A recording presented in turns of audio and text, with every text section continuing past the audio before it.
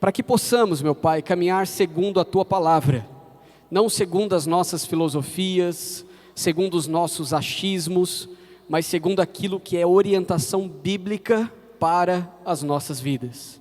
Te pedimos que, por favor, o Senhor nos conduza neste tempo e que seja o Teu Espírito Santo a trazer a direção para os Teus filhos, em nome de Jesus. Amém. Amém. Na igreja, por vezes, a gente precisa trazer uma palavra de orientação em relação a certos temas. Você pode ir numa igreja que pode passar o ano todo, por exemplo, pregando sobre prosperidade. Cada um. Mas todas as vezes que eu vejo que existe um tema, que às vezes está em voga, está em alta, que é fruto de alguma divergência que nasceu de dentro da igreja, eu acho muito importante alertar os irmãos em relação ao correto de se pensar, de se fazer e de se agir.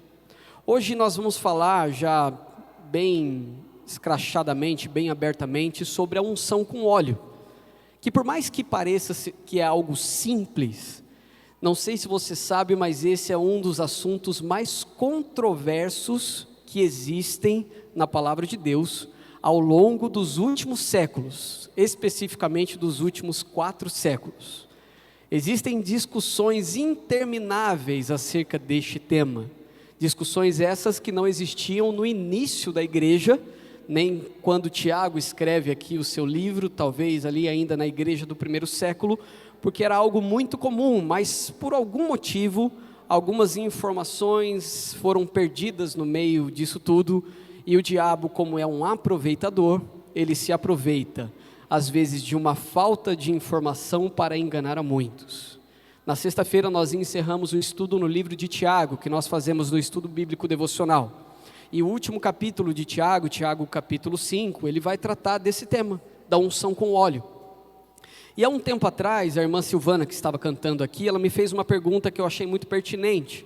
Ela me fez a pergunta acerca da unção do óleo, como é o jeito correto de se fazer a unção em relação ao óleo. Eu achei interessante a pergunta, por quê? Porque a resposta é simples, porém, o que existe hoje na igreja evangélica e também na igreja romana é uma baita de uma bagunça. E quando nós não entendemos e não compreendemos, ou se a gente só faz alguma coisa na igreja meio que no automático, porque nós aprendemos de terceiro, a probabilidade da gente se afastar daquilo que é o original bíblico é muito grande. E quando nós nos afastamos demais, na realidade nós não estaremos aplicando a palavra, mas uma heresia. Estaremos de certa forma desobedecendo a Deus. Por isso é tão importante que haja um entendimento e uma compreensão de certos temas na Bíblia que não deixam vazão para dúvidas. Existem temas teológicos que a gente pode passar uma discussão aqui e não chegar a lugar nenhum. Na Bíblia existem assuntos que realmente tiram a gente do eixo, mas que a gente acaba não chegando em canto nenhum. Mas existem certos temas na Bíblia que não deixam margem de erro e de dúvida, mas que estão sendo utilizados de uma maneira muito, mas muito errônea. E se a gente abrir, se a gente abrir uma exceção, no caso desse da unção com óleo, é bem provável que outras exceções também sejam abertas, na dita igreja ou na igreja que está aplicando da maneira incorreta a unção com óleo. Nós vivemos dias difíceis, nós estamos vivendo hoje na igreja evangélica um sincretismo religioso muito grande. A igreja católica romana também, de certa forma, tem vivido já também um certo sincretismo religioso ao longo dos últimos séculos. Mas agora a renovação carismática, em especial, tem vivido isso de maneira ainda mais intencional. Então ninguém está livre disso. Esse sincretismo que eu digo, gente, em outras palavras, deixar de acreditar na pessoa de Jesus Cristo como a suficiência que Ele tem, a suficiência descrita na palavra de Deus, e a passar a acreditar em algumas práticas não bíblicas, que eu diria que poderia até ser chamado, de algumas boacumbas gospel, vamos colocar assim, dentro da igreja. Isso é muito comum nos nossos dias. Igrejas neopentecostais lideram um ranking dessas atrocidades. Eles se utilizam, por exemplo, de uma rosa, te fazem pagar por uma rosa para você levar para a sua casa, e aí a promessa é que aquela rosa você precisa colocar num lugar alto da sua casa, que ela vai atrair para si todo o mal, e ela vai começar a murchar, e vai começar a cair as pétalas. É difícil, né? Porque a partir do momento que você corta uma rosa, né, da sua fonte de vitaminas e de sustento, é natural que ela murche, que ela seque e que ela morra. Mas existe isso, e muita gente cai nesse tipo de balela. Cai, mas cai bonito. Também essa mesma da igreja cristã, evangélica, neopentecostal, ela também vende pedras, que é a última pedra, ou a pedra que derrotou Golias, para que você leve essa pedra para casa, porque todos os seus Golias serão derrotados. Outra coisa, o sal. Vendem saquinhos de sal dentro da igreja e dizem: prepare a comida da sua casa com este sal, e todos os seus se converterão a Jesus Cristo, e todas as maldições serão lançadas para longe. E aí, não tem fim, tá bom? Isso daí, a lista é vasta. A criatividade, então, é um negócio impressionante. E talvez você olhe para todas essas situações e diga: meu Deus, tem gente que cai nisso? Tem. Mas aí eu pergunto para você sobre um tema que é muito sutil: a unção com óleo. Eu acredito que muitos dos irmãos que estão aqui, por exemplo, já ungiram os filhos antes de ir para a escola. O que tem de errado nisso, pastor? Ué, não está na Bíblia. É isso que tem de errado. A Bíblia é clara quando diz que a unção é para os enfermos, não para os filhos que vão para a escola. Não é para a janela da tua casa, não é para a porta da tua casa, não é para o terreno, nem para a água que você bebe. A unção não é para ser feito dentro da igreja. Não dá para a gente fazer aqui o túnel apocalíptico da libertação espiritual, e todo mundo que passar a gente vai aspergindo o óleo na pessoa aqui. Isso não é bíblico. Tem nada a ver com o que a Bíblia descreve para nós. Então, por mais que o desvio seja pequeno muitas vezes, mas não tem problema nenhum eu ungir o meu filho para ir para a escola. De fato, nenhum mesmo. Não vai fazer efeito nenhum, você só vai sujar ele de óleo. Porque a Bíblia é clara que a unção com óleo é um ato simbólico, espiritualmente falando. Porque o que realmente vai curar o enfermo é a oração feita com fé. Agora, qual que é a grande problemática da vida cristã nos dias de hoje? Nós estamos substituindo algumas coisas por esse desejo desastroso de ver algum tipo de cura, de intervenção divina diante das nossas falhas morais e espirituais. Você quer de todas as formas que o teu filho não seja contaminado por toda a ideologia que é ensinada na escola. Mas dentro de casa, você está afundado na pornografia. Você mete a mão na cara da tua esposa. Você xinga palavrão quando está no telefone falando com os teus fornecedores. Mas você acha que ungindo o teu filho para ir para a escola, para que ele não seja contaminado pelas ideologias, sendo que ele está sendo contaminado dentro de casa, não tem nexo, não bate. É um baita de um sincretismo, uma mistura, uma contaminação que não deve fazer parte da nossa vida. É por isso que a vida cristã, ela não pode ser vivida pela metade. Ou você deu tudo para Deus, ou você não deu nada. Se você decide dar 99% da tua vida para Deus, não valeu, é 100%. Porque não dá para brincar de ser crente nos nossos dias, nós estamos vivendo dias muito maus. Nós estamos agora tendo uma visão acerca da palavra de Deus que está ficando bem mais aguçada. estamos entendendo alguns temas, e falar de unção com óleo, na realidade, é um tema simples, direto, objetivo, que não deixa margem nem sombra de dúvida, porém, é um tema que talvez vai pegar na sua mente aí, vai meio que abrir um leque para outras coisas, que você acreditou durante muito tempo que era daquele jeito, quando na realidade não tem respaldo bíblico nenhum. São práticas antigas do Antigo Testamento que já não devem mais fazer parte da sua vida hoje, porque Cristo é suficiente. Do que adianta, meu irmão, você pegar o chicote e lascar nos adventistas que guardam o sábado, e você ainda continuar fazendo as coisas que a Bíblia orienta fazer da maneira correta, e você fazendo da maneira errada?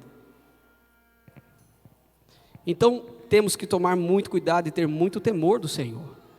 O entendimento da Bíblia precisa ser algo notório para nós. Precisamos buscar, ter o entendimento correto, para que a gente não caia na mesmice de sempre. E para que a gente não seja enganado do motivo pelo qual você faz hoje. É porque eu aprendi desse jeito. Aprendeu aonde? Aprendeu de quem? Foi da Bíblia? Você recebeu uma nova revelação, ou você aprendeu de alguém que te ensinou a fazer desse jeito? Você sabia que a igreja romana, hoje, é uma das igrejas mais lucrativas que existem? A igreja aqui de Aparecida mesmo, nem com vela eles gastam mais. A vela que derrete diante dos santos já cai numa grelha que cai lá embaixo para a formação de uma nova vela. E o fiel que vai lá paga pela vela, e não paga barato. Ele paga, ele repaga, ele paga novamente, para sustentar uma fé falsa. Esses católicos, romanos e tal, e os evangélicos. Nós não somos donos da verdade não, mas caímos em falácias tanto quanto os católicos. Por quê? Porque acreditamos ainda em alguns misticismos dentro da igreja. Esses dias atrás, eu ouvi de um líder aqui de Taubaté, que Deus deu uma revelação para ele. Nesta revelação, ele alugou alguns carros-pipa, esses carros de água, sabe? Dentro desses carros-pipa, ele lascou de óleo de unção, dentro dos carros, e lavou a cidade. Acreditava-se então que ele estava lavando a cidade de todo e qualquer tipo de maldição, trazendo grande libertação para a cidade. Eu deveria estar morando no céu hoje, mas não estou. Prostituição está rolando solta ainda nessa cidade. As drogas aqui nesse bairro aqui, misericórdia, o povo come com farinha, que fica ali em frente à adega. Está terrível. Então não lavou direito, faltou óleo. Mas por que não deu certo? São tantas as coisas, gente. Nessa mesma linha de pensamento, um tempo atrás, um certo apóstolo, ele subiu de avião, de helicóptero, diante da sua cidade, e ele urinou em sua cidade, lá de cima do helicóptero, porque a sua urina traria a libertação que a cidade necessitava. Graças a Deus isso não foi em Taubaté, para não cair na nossa cabeça, né? Isso foi numa cidade do norte do país. Mas foi. Aconteceu isso. Nós estamos diante disso nesses últimos dias. Ao invés da pessoa entender e compreender o que significa o verdadeiro evangelho, ela está começando uma mistura muito grande e trazendo algumas práticas um tanto quanto incomuns para dentro da igreja. Quando na realidade nós deveríamos estar pregando a palavra de Deus dentro da igreja e dizendo para os homens: voltem a fazer o culto nos seus lares, voltem a abençoar e estender a mão sobre os seus filhos e abençoá-los, porque isso é bíblico. Envie os seus filhos para a escola como luz naquele ambiente de trevas, mas não precisa besuntá-lo não. A época de você passar o hipoglós nele já passou, não é mais, agora não dá mais. Essas práticas que acabaram se perdendo, elas estão sendo substituídas por essas práticas mágicas que prometem, mas nunca vão cumprir com o que prometem. É por isso que cada vez mais a gente tem que olhar para a palavra de Deus, para cada texto, compreender o que está acontecendo. Por quê? Porque na tentação de Jesus, meu irmão e minha irmã, o diabo ele usou a Bíblia para tentar Jesus. O diabo não ofereceu para Jesus um churrasco. O diabo se utilizou da Bíblia, depois ele oferece algo para Jesus nas 3 tentativas dele. Era a Bíblia o tempo todo. Era texto fora de contexto que virou um pretexto para enganar Jesus, mas não conseguiu, porque Jesus também respondeu com Bíblia a Satanás. Agora achamos que, porque estamos em um ambiente gospel, em uma igreja que está tudo bem. Ah não, mas eu estou numa igreja, tá? Que tipo de igreja você está? Porque você tem que ter discernimento para saber o que vem de Deus e o que não vem de Deus, inclusive aqui, e você já me ouviu falar diversas vezes, se porventura eu subir aqui e começar a pregar algo que não condiz com a palavra de Deus, meu irmão, não espera nem para ir embora, não muda de igreja, levanta do teu lugar e levanta a sua voz junto, grita heresia de onde você está, porque algo tem que mudar, esse é o corpo de Cristo, não podemos falar besteira, não podemos falar o que a gente pensa, precisamos de fato, de interpretação bíblica. Existem assuntos teológicos que são mesmo de dupla, às vezes tripla interpretação, mas que não vão nos atrapalhar na nossa maturidade espiritual. Geralmente esses assuntos bíblicos que têm dupla ou tripla interpretação não nos atrapalham de crescer em maturidade espiritual. Agora outros assuntos básicos da vida cristã são deixados de lado, não estão sendo vivenciados dentro da própria casa, no seu dia a dia, e é onde a gente tenta de alguma maneira suplantar a falta com essas mágicas supersticiosas do mundo gospel. Precisamos de entendimento, então espero que esse texto de Tiago aqui, ele possa trazer algum tipo de entendimento para você. E você possa, a partir daqui, não virar aquele crente chato, que duvida de tudo, mas que você possa ser um cristão genuíno, que tudo leva na intercessão, na oração, e que busca a verdade a todo custo. Amém? Então abra sua Bíblia aí por gentileza, Tiago, capítulo 5. A gente vai ler alguns versículos de Tiago, capítulo 5, daqui a pouco. Vamos falar um pouco sobre a unção com óleo na igreja primitiva. 2 passagens no Novo Testamento abordam a questão da unção com óleo, apenas 2, tá? Apenas 2, eu vou ler as 2 para que você tenha, o entendimento dessas passagens. Marcos capítulo 6, versículo 13, reporta o ministério de cura dos discípulos de Cristo, e expulsavam muitos demônios, e ungiam muitos enfermos com óleo, e os curavam. Essa é a primeira unção, é a primeira menção de unção com óleo na Bíblia, Marcos capítulo 6, versículo 13. Depois nós encontramos na carta de Tiago, à igreja de Jerusalém, Tiago capítulo 5, versículo 14, que diz: entre vocês, há alguém que está doente, que ele mande chamar os presbíteros da igreja, para que estes orem sobre ele e o unjam com óleo, em nome do Senhor.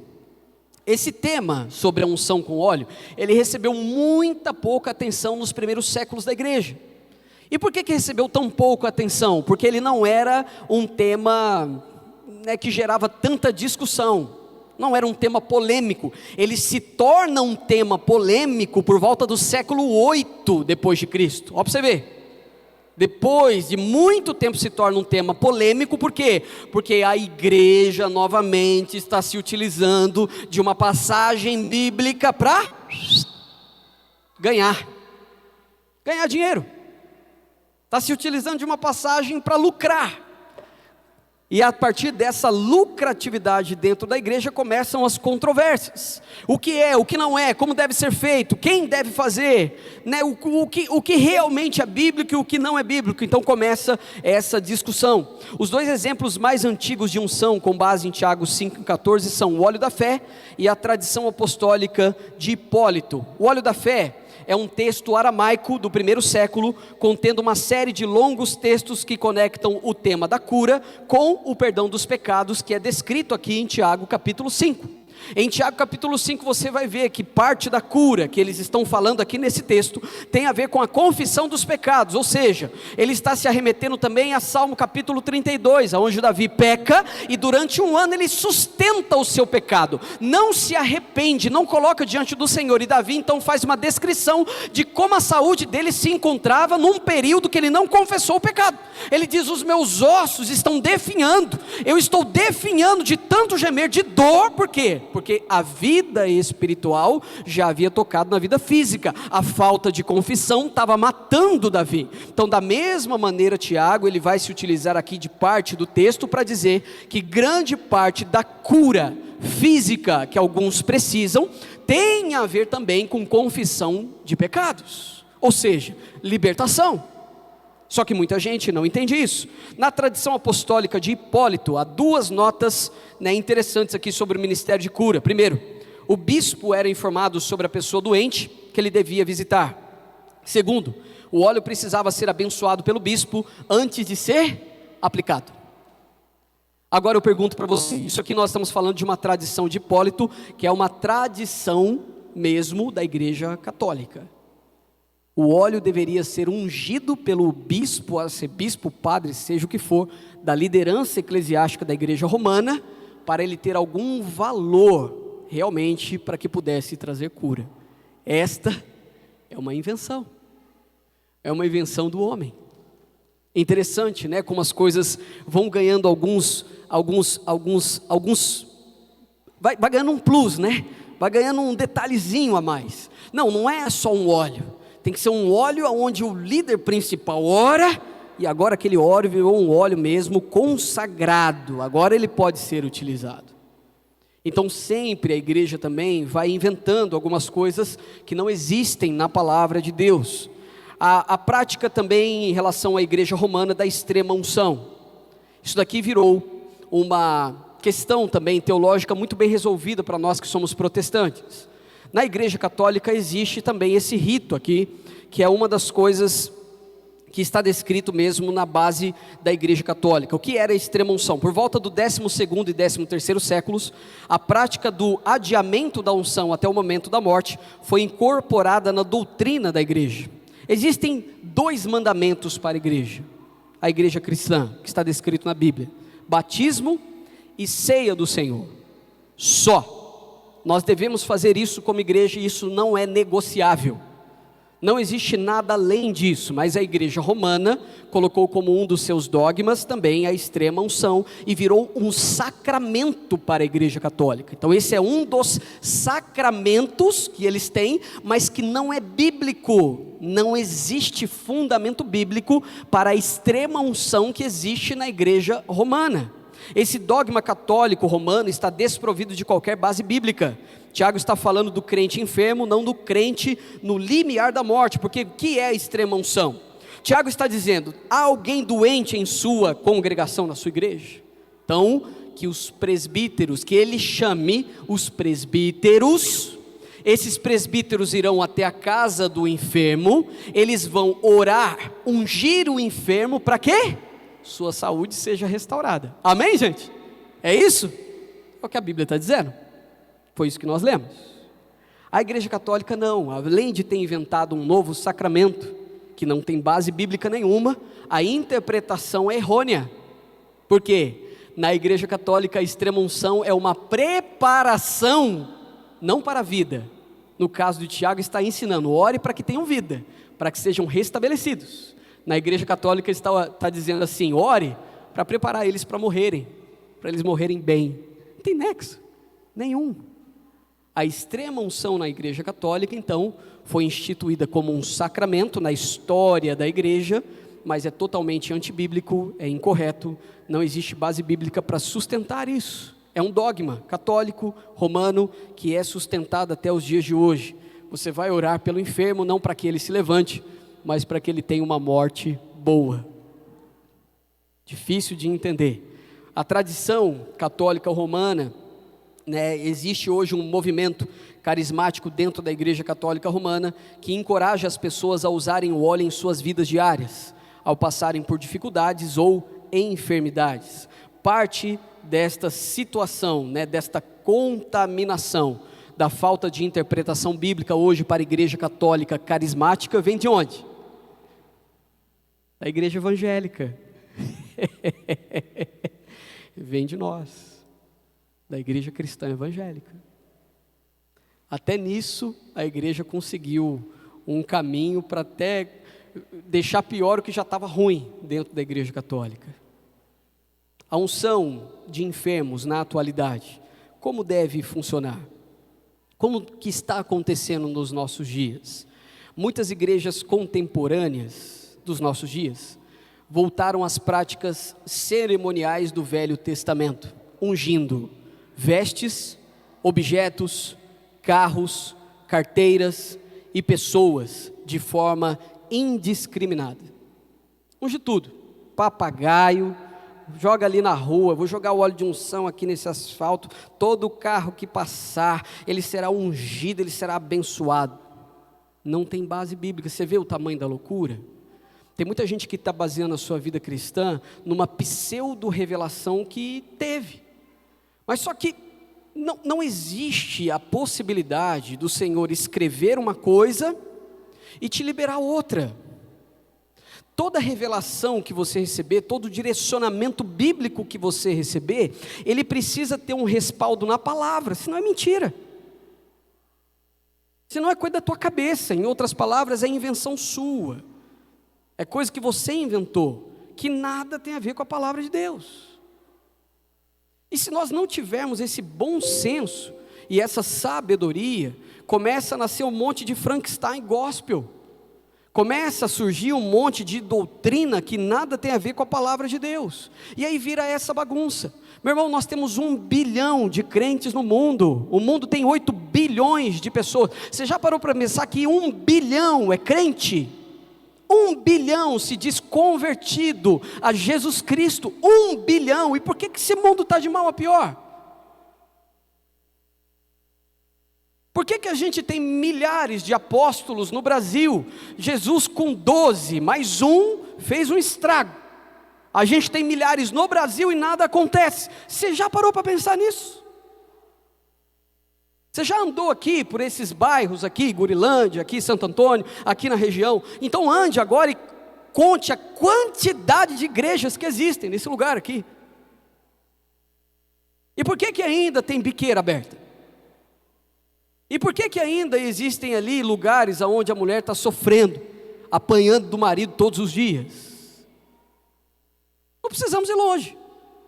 Se a gente andar 1 quilômetro aqui para dentro, aqui, aonde a gente vai dar? No presídio. E por que nós não estamos visitando os presidiários? Tem uma Fundação Casa aqui do nosso lado, jovens delinquentes. O que nós estamos fazendo a respeito? Nada. O povo não se movimenta, você não tem tempo. Você não tem tempo para você, você não tem tempo para a sua família, o que dirá para os outros que estão morrendo aí na rua? E não é que você não tem tempo, porque se eu te apresentasse aqui uma teologia falsa, dizendo para você que se você jogasse uma cebola ungida dentro do terreno do teu vizinho, e com isso todos se salvariam, você faria. Você quer uma solução rápida para um problema dentro de você que você não resolveu ainda, que se chama pecado. Você quer uma solução rápida para os seus filhos, mas você ainda não parou para explicar para eles o que é o Evangelho. Você quer que o seu casamento melhore, mas você é um traste. Você continua ainda adulterando o tempo todo.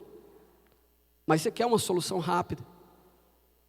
Você já chegou até a ungir o que você não deveria ungir no teu corpo, para ver se você para com essa prática da masturbação. Achando que assim vai dar conta, não vai? Nem bíblico é. Você só tem que abandonar e você não abandona. Você flerta o tempo todo, você brinca o tempo todo. O pecado não é algo distante para você, é algo próximo. Distante de você está Deus. Você deixou Ele lá atrás.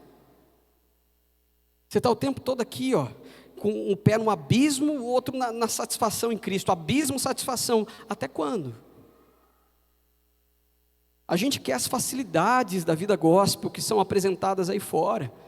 Quantas e quantas pessoas estão às vezes me procurando e perguntando coisas que nem bíblicas são. Eu às vezes faço cara de paisagem. Essa semana uma moça me procurou, falou de um seminário que existe aqui em Taubaté, do qual eu conheço os fundamentos. Conheço, já estudei sobre, não sou bocó de argola. Olha, para pastores nós temos 30% de desconto. Eu falei, então, só que não é da linha que eu acredito. Mas no que você acredita? Na Bíblia. Tipo assim, vamos encerrar o assunto, porque eu também não vou ficar alimentando algo que não dá. Mesmo no nosso meio, nós temos situações e situações que precisam ser orientadas pela palavra de Deus. Amém, gente? Não adianta você querer procurar uma solução rápida, como ungir o seu marido que está indo para o ambiente de trabalho, se ele não fez a escolha de abandonar o pecado. Não vai adiantar. Você unge o seu carro para quê, meu irmão? O óleo é dentro do motor, não é na lataria que precisa. Para que você unge o seu carro? Pare para pensar por um instante. O que era consagrado no Antigo Testamento, os utensílios do templo, consagrados ao Senhor, pertencia ao Senhor. Tem gente que quer ungir o carro, e quando o Senhor pede o carro, ele diz, não, mas não precisa, né? Preciso do carro para outras questões. Então você queria só uma bênção, né? Para não precisar pagar o seguro, é isso? Não tem nada a ver. Essas coisas básicas da vida cristã, tão simples, a gente foi meio que deixando de lado, e foi se adequando a um evangelho raso, fácil demais. Eu peco hoje, mas está tudo bem, Ele me aceita, Ele é tão bondoso, Ele é tão gracioso, quer estar nos seus braços, deitar no seu colo. Ai, Jesus. Será, irmão, que é isso aí? Tem certeza? De onde você tirou isso aí?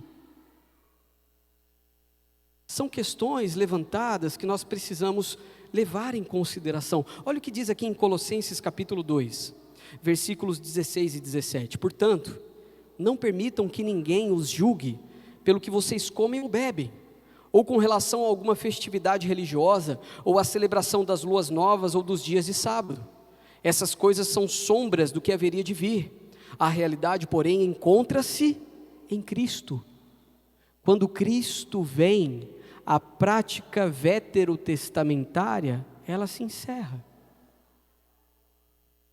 O desejo hoje de algumas igrejas trazerem para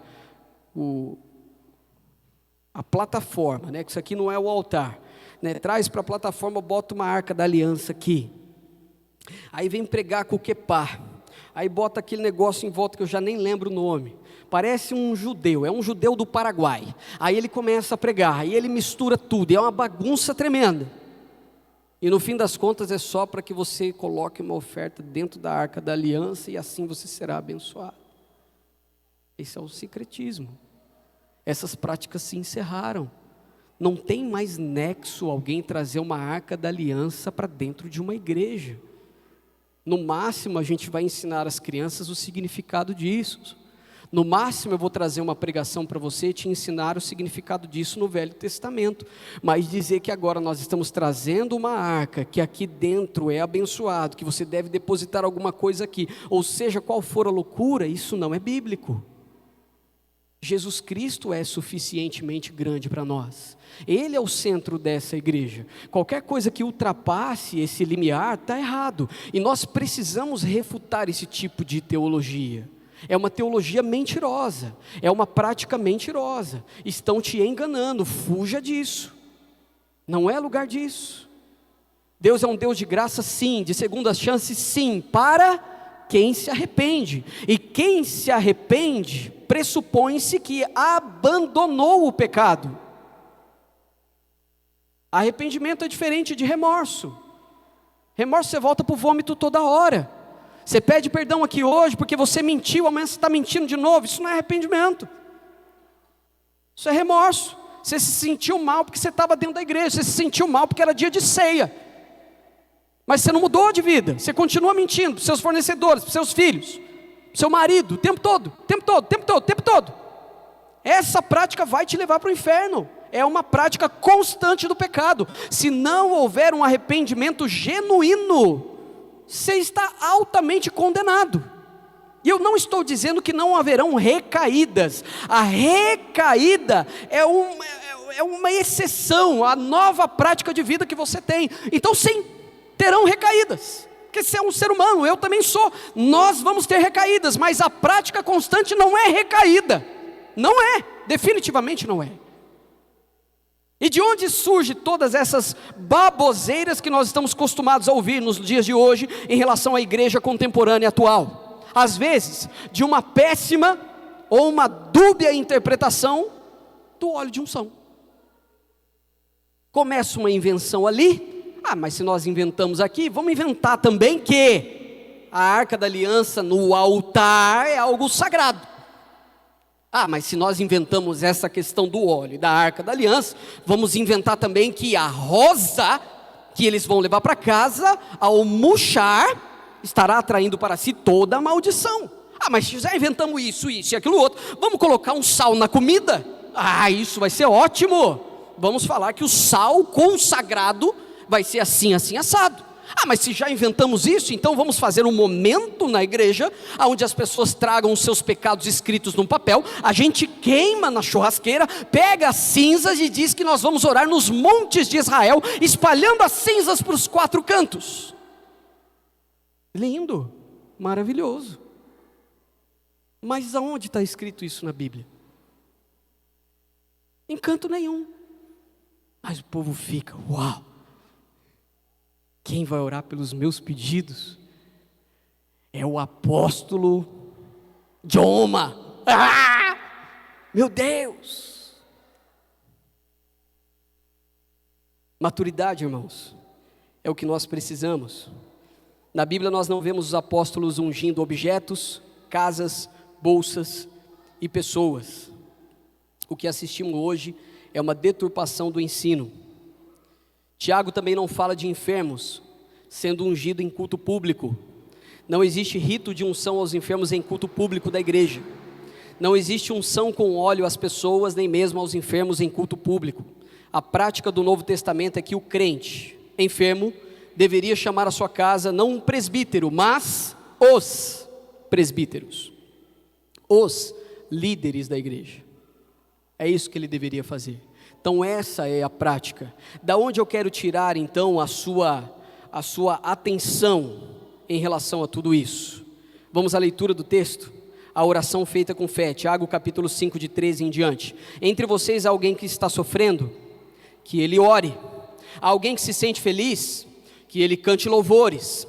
Entre vocês há alguém que está doente, que ele mande chamar os presbíteros da igreja, para que estes orem sobre ele e o unjam com óleo, em nome do Senhor. Amém? Continua o texto. A oração feita com fé, versículo 15, curará o doente, o Senhor o levantará. E se houver cometido pecados, ele será perdoado. Portanto, confessem os seus pecados uns aos outros e orem uns pelos outros para serem curados. A oração de um justo é poderosa e eficaz. Elias era humano como nós, orou fervorosamente para que não chovesse, e não choveu sobre a terra durante 3 anos e meio. Orou outra vez e os céus enviaram chuva e a terra produziu seus frutos. Meus irmãos, se algum de vocês se desviar da verdade e alguém o trouxer de volta, lembre-se disso: quem converte um pecador do erro do seu caminho salvará a vida dessa pessoa e fará que muitíssimos pecados sejam perdoados. Amém? A orientação de Tiago é clara, é específica e é única. Existe poder no óleo? Não. É um ato simbólico de cura. Por exemplo, como seria então para doenças dentro do organismo, doenças que não fossem visíveis na pele? Se esse óleo fosse realmente um óleo medicinal, então como ele curaria uma doença de uma úlcera no estômago, ou um problema no pâncreas, como seria se ele tivesse um câncer na bexiga? Não teria como. Então aqui fica claro também, ele deixa claro que a nossa visão acerca da palavra, a nossa fé acerca da cura de uma pessoa, é que ela deve ser feita com fé. Fé em quem? Em Cristo. Crendo no quê? No seu poderoso nome. Lembrando que não é você, mas é Ele que levanta quem está doente. Toda honra, toda glória e todo louvor seja dado a Jesus Cristo. Ele mais uma vez por Tiago é colocado no centro de tudo. Tiago está aqui numa situação, gente, dificílima dentro da igreja de Jerusalém. Essa carta que ele escreve é para a igreja de Jerusalém. Qual era o contexto? O contexto é que ele estava lidando diretamente com judeus. Judeus que tinham práticas do Antigo Testamento e que queriam de todas as maneiras trazer isso para dentro da igreja, que é o que acontece hoje. A igreja evangélica brasileira não tem judeus em sua maioria, mas tenta de todo jeito trazer práticas antigas para dentro da igreja, para tentar enganar muitos. É um show pirotécnico com a intenção de enganar a galera. Tiago está vivenciando aqui uma situação muito difícil. O tema da carta de Tiago é maturidade espiritual. Tiago está dizendo, em outras palavras, saiam da quinta série, cresçam em maturidade. Não dá mais para vocês viverem dessa forma que vocês estão vivendo. Vocês se converteram ao evangelho, então vivam o evangelho. A prática de vocês hoje, a fé de vocês hoje, não deve estar em algum objeto sagrado, mas a prática de vocês hoje, a fé de vocês hoje, deve estar em Jesus Cristo e no poder do nome de Jesus. A oração feita com fé curará o doente. Amém? Então Tiago vem nesse ensino prático em relação à palavra para a membresia da igreja. Lembrando que a perseguição nessa época também era ferrenha, terrível. Da mesma maneira, Tiago estava enfrentando, sabe qual era o outro problema que Tiago enfrentava? Os infiltrados, dentro da igreja, muitos, tentando de alguma maneira deturpar o evangelho, jogando as suas práticas para dentro da igreja e dizendo, não, mas não é desse jeito, é desse jeito aqui. Tiago vem nessa linha de tratativa com todos eles, trazendo o que realmente é importante para nós, até o dia de hoje. Nós achamos que esse ambiente que nós estamos aqui de quatro paredes é sagrado. Gente, um satanista entra fácil aqui. Você sabia? Entra fácil. Uma pessoa com teologia duvidosa entra fácil aqui. É por isso que nós precisamos desse aparato espiritual para saber discernir o que vem do Senhor e o que não vem. Dentro da igreja aprendemos. Amanhã, segunda-feira, você coloca em prática, com toda a sabedoria e discernimento que o Senhor lhe trouxer. Continuaremos nessa batalha até o fim. Se a igreja do primeiro século, que era a igreja que estava há alguns anos apenas da morte de Jesus, estava sofrendo do jeito que estava sofrendo, o que dirá nós, 2000 anos depois? Só não podemos parar e precisamos voltar às nossas raízes e à nossa essência. Então vamos concluir aqui, sintetizando a nossa posição como igreja diante dos pontos principais que Tiago capítulo 5 nos ensina. Então a unção com óleo não pode ser confundida com a profunda distorção do dogma católico romano da extrema unção. A extrema unção não é um sacramento para a igreja. O sacramento da igreja hoje é ceia do Senhor e batismo. Amém? E nós não oramos para preparar alguém para a morte. Nós oramos com fé para que este se levante do seu leito de morte e possa ter vida. Amém? Isso é importante. Nem mesmo com a nova roupagem que eles tentaram dar, a Igreja Católica tentou dar no Concílio Vaticano II, nominando de sacramento da unção de enfermos, continua sendo extrema unção. A unção com óleo não pode ser confundida com a prática mística, sincrética, tão vulgarizada hoje nos muitos segmentos carismáticos, dentro da Igreja Católica e dentro da Igreja Evangélica, onde a unção com óleo tem sido feita em cultos públicos, ungindo-se pessoas e objetos de forma indiscriminada, sem os devidos critérios bíblicos.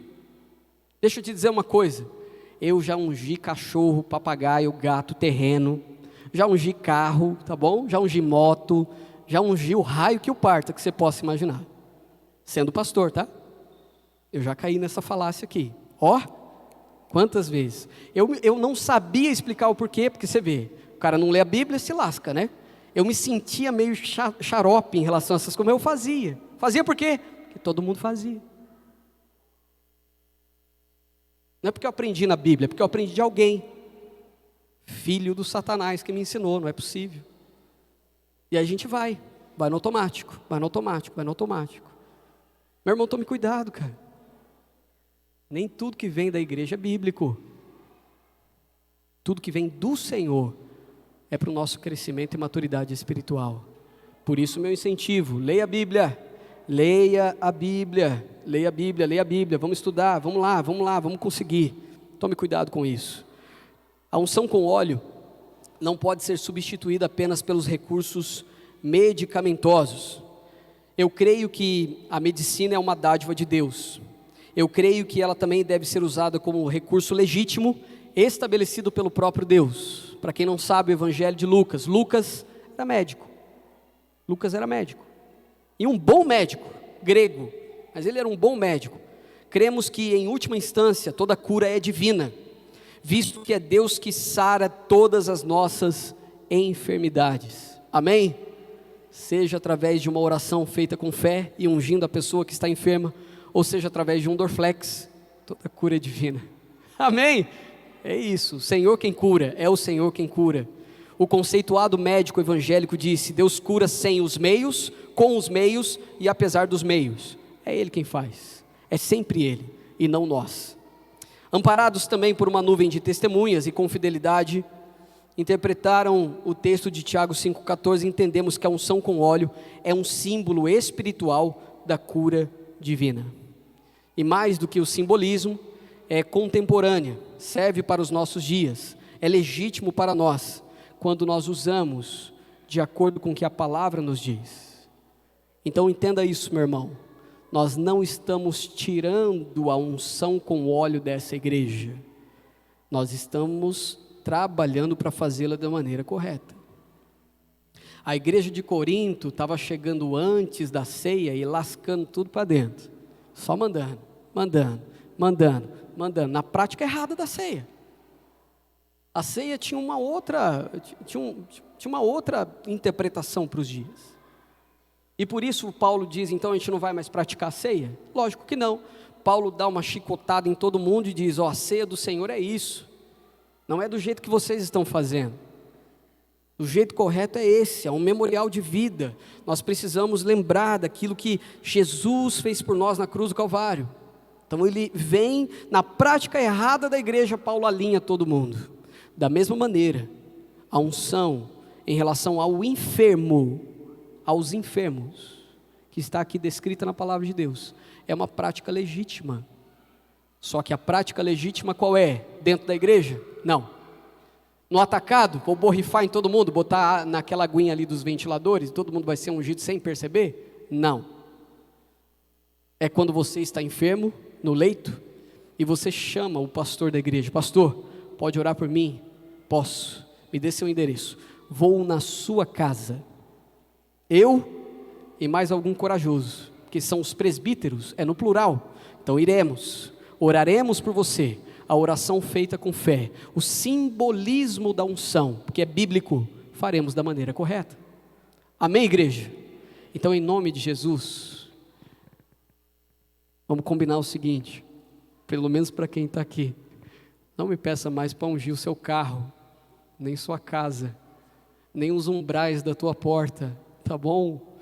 Porque isso não tem nada a ver. Amém? Se você apenas me chamar para ir para a sua casa, para fazer uma oração em seu lar, eu irei.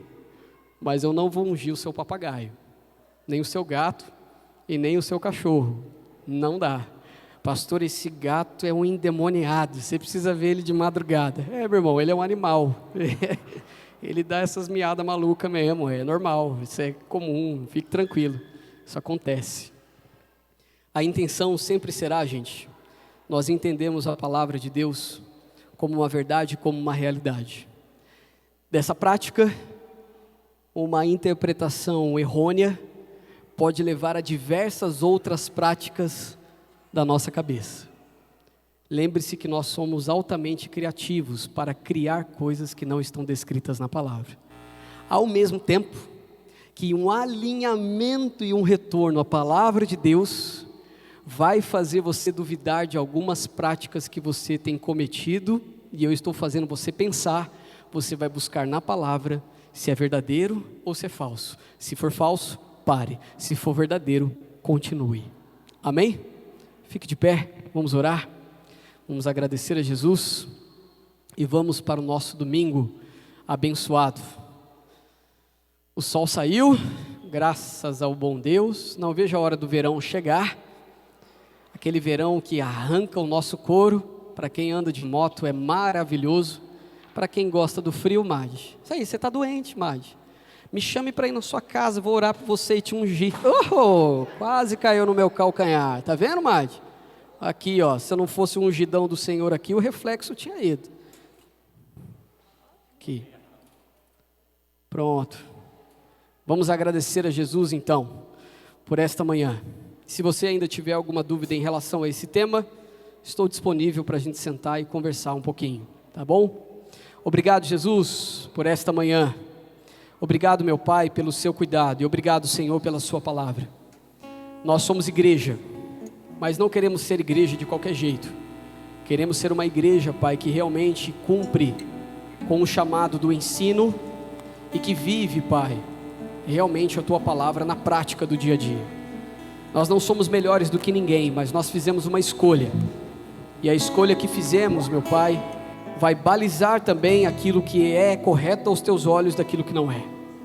Nos dê sempre a capacidade, Pai, e a unção necessária para escolhermos o que é correto aos teus olhos, o que é da direção do Senhor para nós. Nos ajude, Senhor Jesus, a termos a tua palavra como norte das nossas vidas. Nos ajude, meu Pai, a entendermos, compreendermos e aplicarmos a tua palavra, para que possamos alcançar maturidade espiritual. Abençoe cada irmão que está aqui, Senhor. Se porventura eles estão numa prática pecaminosa na vida, traga consciência, Espírito Santo, do arrependimento a esses corações. Que seja abandonado do nosso meio, meu Pai, toda prática sexual deturpada. Que seja abandonado o pecado da mentira, o pecado da inveja, o pecado do egoísmo. Que seja abandonado do nosso meio, Pai, todo o pecado que tem nos afastado do Senhor. Que bata em retirada, Pai, todo maldito pecado que tem nos deixado longe de Ti. Mas que venha, Pai, o Teu reino sobre nós. Que seja feita a Tua vontade, assim na terra como nos céus. Nós Te pedimos ajuda e apoio espiritual. Te pedimos que o Teu Espírito Santo, meu Pai, nos tome por inteiro e nos traga, Pai, a direção que necessitamos para toda esta semana. Obrigado por este tempo aqui em família, família espiritual. Nós Te louvamos, nós Te agradecemos e nós oramos em nome de Jesus. Amém. Que o amor de Deus o Pai, a graça do nosso Senhor Jesus Cristo